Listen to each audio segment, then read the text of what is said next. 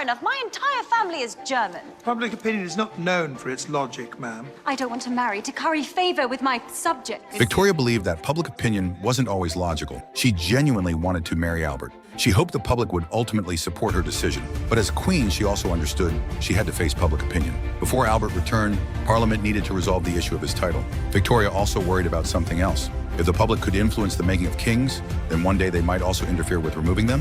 However, a bigger problem soon arose. Albert's allowance was cut to only half of what had been promised. The reason stemmed from a scandal within the royal family. Years earlier, Victoria's uncle Leopold had used his generous allowance to support a famous actress.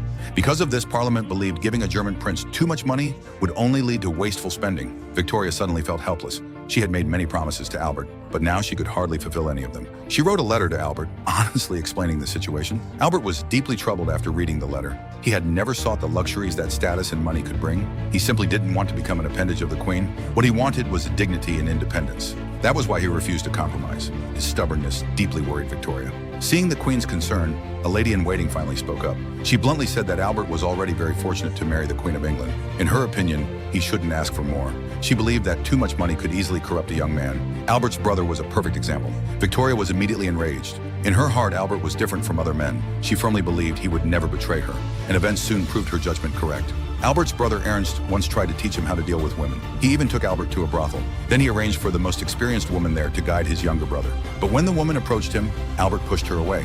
He refused to touch her